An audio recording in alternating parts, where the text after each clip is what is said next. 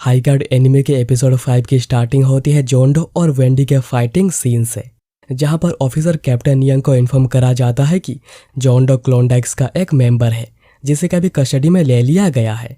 जिसके बाद हम सुगर को देखते हैं जो कि रॉबरी का फुटेज चेक कर रही थी, जहां पर उसे क्रिस दिखता है और सुगर जाकर कैप्टन यंग को बताती है कि उन्हें क्रिस को इन्वेस्टिगेट करना ही होगा क्योंकि वो भी उस समय पर बैंक में ही था। पर कैप्टन यंग बताते हैं कि क्रिमिनल पकड़ा गया है और केस सॉल्व हो गया है, तो अभी इस सब का क्या फायदा। पर सुगर पॉइंट आउट करती है कि जिस भी केस में पिनोकल इन्वॉल्व होती है उन्हें मिस्टीरियसली ड्रॉप कर दिया जाता है। इसीलिए सुगर कहती है कि वो खुद इन्वेस्टिगेट कर इस सब के बारे में पता लगाएगी, क्योंकि जब भी उसके दिमाग में कोई सवाल आ जाता है वो जब तक उसे सॉल्व नहीं कर पाती उसे नींद तक नहीं आती। उसके बाद एक ऑफिसर आकर बताता है कि जॉन डो कुछ भी बता नहीं रहा है, बस कैप्टन यंग को उसके पास बुला रहा है। पर कैप्टन यंग खुद ना जाकर उसके बदले सुगर को भेज देते हैं और जॉन डो ये देखकर बिल्कुल भी खुश नहीं था, क्योंकि अब सवाल उसके सेफ्टी पर आ चुकी है। क्लोनडाइक्स फैमिली उसे बिल्कुल भी नहीं छोड़ेगी, उसे मार देगी। पर सुगर कहती है कि उसे चिंता करने की बिल्कुल भी जरूरत नहीं, पुलिस उसके साथ है और सब कुछ लोगों के हिसाब से ही होगा, कोई भी इससे ऊपर नहीं है। इसलिए जॉन डो सुगर के साथ एक डील करता है, अगर पुलिस उसके सेफ्टी की गारंटी देती है तो जॉन डो क्लोनडाइक्स फैमिली के बारे में पूरी जानकारी दे देगा। और इस डील को सुगर भी मान लेती है और विटनेस सिक्योरिटी के अंदर उसे सिक्योरिटी प्रोवाइड करती है। पर अभी उसे किसी और काम पर जाना है तो वह दूसरे ऑफिसर को जॉन डो का सेफ्टी का काम देकर जाती है। जिसके बाद पार्किंग लॉट में हम कैप्टन यंग को किसी से बात करता हुआ देखते हैं और ये था थियोडोर। कैप्टन यंग पूछ रहे होते हैं कि कसिनो का झमेला और फिर बैंक रॉबरी, आखिर ये सब हो क्या रहा है। और थियोडोर किसी की बात करता है जो कि बहुत ही खतरनाक है, जो कि कभी भी किसी को भी मरवा सकता है, इवन अपने बचपन के दोस्त को भी। जिसके बाद कैप्टन यंग एक महीने पहले क्या हुआ था उसके बारे में जानना चाहते हैं, पर थियोडोर कहते हैं कि कैप्टन यंग को पता होना चाहिए कि कब चुप रहना है, और ये कहकर थियोडोर फोन काट देता है। फिर उसके बाद हम पिनोकल में क्रिस और फिन को देखते हैं जो कि मिस्टर एप्पल के साथ कार के डील कर रहे होते हैं। और हम बाहरी सुगर को भी देखते हैं जिसने कि पिनोकल के ऊपर इन्वेस्टिगेशन शुरू कर दी है, पर अभी तक उसे कुछ भी अजीब नहीं दिखा है और उसे शक था कि पिनोकल के लोग क्लोनडाइक्स के साथ मिले हुए हैं, पर यह भी अभी तक गलत साबित हुआ है। पर वो कहती है कि वो इसके तह तक जाग कर ही रहेगी। उसके बाद हम कैप्टन यंग को क्लोनडाइक्स के एक इवेंट में जाता हुआ देखते हैं। कैप्टन यंग को एंट्रेंस में ही बॉबी मिलता है जो कि सबका इन्विटेशन कार्ड चेक करके उन्हें वेलकम कर रहा था। कैप्टन यंग उसे चिढ़ाते हुए कहते हैं कि क्या उसे डोरमैन की कोई नई जॉब मिली है। इसे बॉबी को बड़ा गुस्सा आ रहा था, पर क्योंकि उसके बॉस बेन क्लोनडाइक और कैप्टन यंग एक दूसरे को बहुत ही समय से जानते हैं तो वो खुद को किसी तरह रोकता है। कैप्टन यंग फिर कहते हैं कि वो तो बस मजाक कर रहे थे, पर उन्होंने सुना है कि एक बच्चे ने उसे हरा दिया, लगता है कि उसका फ्यूचर आगे जाकर ज्यादा ब्राइट नहीं होगा। और बॉबी तो ये सुनकर उनके ऊपर हमला करने ही जा रहा था कि दूसरा आदमी उसे रोक लेता है। कैप्टन यंग फिर इवेंट में नोटिस करते हैं कि यहाँ पर बिजनेस टाइकून से लेकर म्यूजिशियंस आए हुए हैं, इवन मिलिट्री इंडस्ट्री के लोग भी यहाँ पर आए हुए हैं। फिर क्लोनडाइक्स फैमिली का लीडर क्लोनडाइक्स सबके सामने आता है जो कि कहता है कि वो बिल्कुल भी ड्रिंक नहीं करता।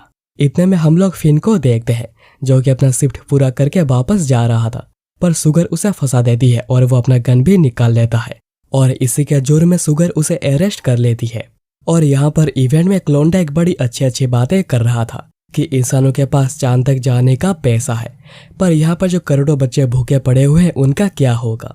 आगे वो कहता है कि ऐसे इवेंट्स इन्हीं सिचुएशन को ओवरकम करने के लिए रखा जाता है और आज ये 30वां इवेंट है जो कि उन सब लोगों की मदद की वजह से पूरा हो पाया है।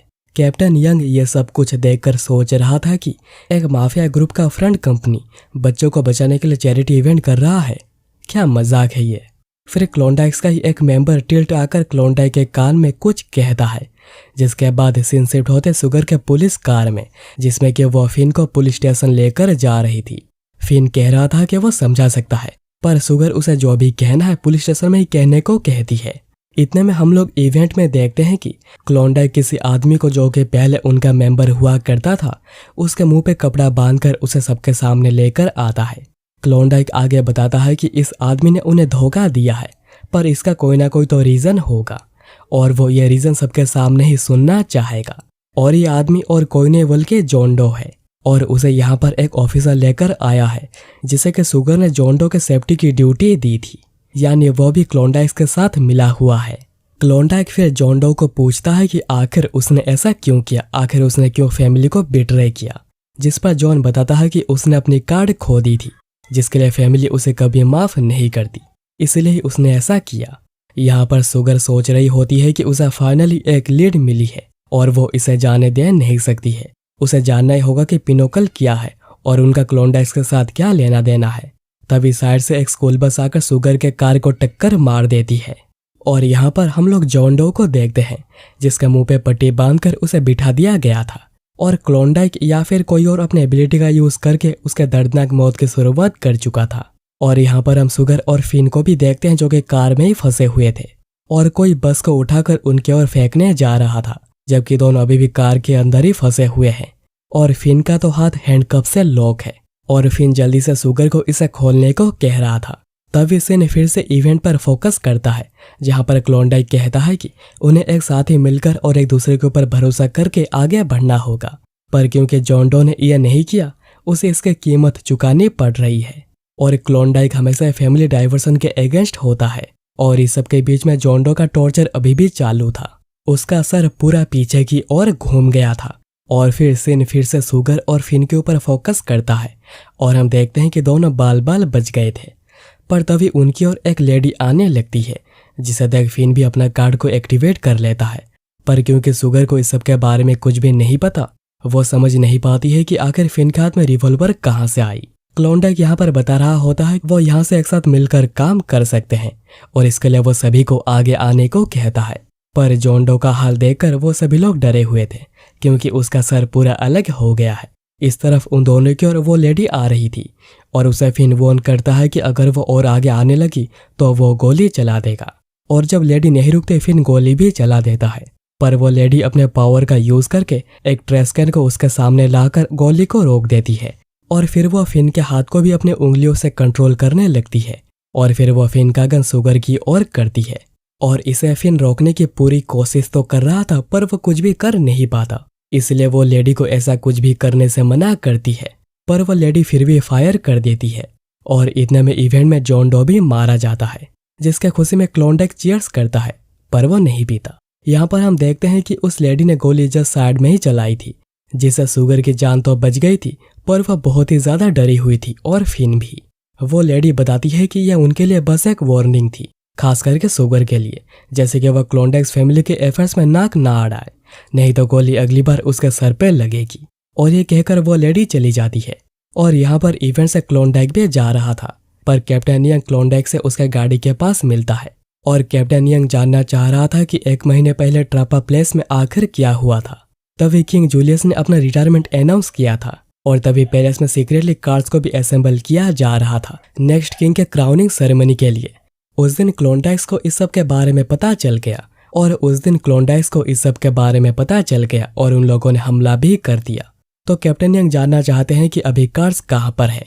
क्लोंडाइक बताता है कि उसे नहीं पता। तो कैप्टन यंग आगे बताता है कि उस अटैक के बाद सड़कों पर बहुत ही ज्यादा प्लेयर्स अपीयर होने लग गए हैं और कैप्टन यंग को लग नहीं रहा है कि क्लोंडाइक उन्हें हैंडल कर रहा है। और दूसरी ओर थियोडोर भी कुछ भी पता नहीं रहा है। कैप्टन यंग आगे पूछता है कि उस दिन रात को आखिर असल में क्या हुआ था। तो क्लोंडाइक कहता है कि एक्स ब्लाइंड, इतिहास हमेशा खुद को रिपीट करता रहता है। और क्या कैप्टन यंग फोरलैंड को आग में जलता हुआ देखना नहीं चाहता? और वो कैप्टन यंग को थियोडोर के ऊपर भरोसा करने से भी मना करता है, क्योंकि जिस दिन उसने भरोसा कर दिया थियोडोर उसे पूरा कच्चा खा जाएगा। कैप्टन यंग फिर लास्ट में पूछता है कि क्या वो पहले की तरह एक साथ मिलकर ड्रिंक नहीं कर सकते? तो क्लोंडाइक कहता है कि क्या तुम्हें नहीं पता, मैं ड्रिंक नहीं करता हूँ। और ये कहकर वह वहां से चला जाता है। यहाँ पर हम सुगर को देखते हैं, जो कि काफी घबराई हुई थी और उसे कुछ भी समझ में नहीं आ रहा है कि आखिर अभी अभी क्या क्या हो गया।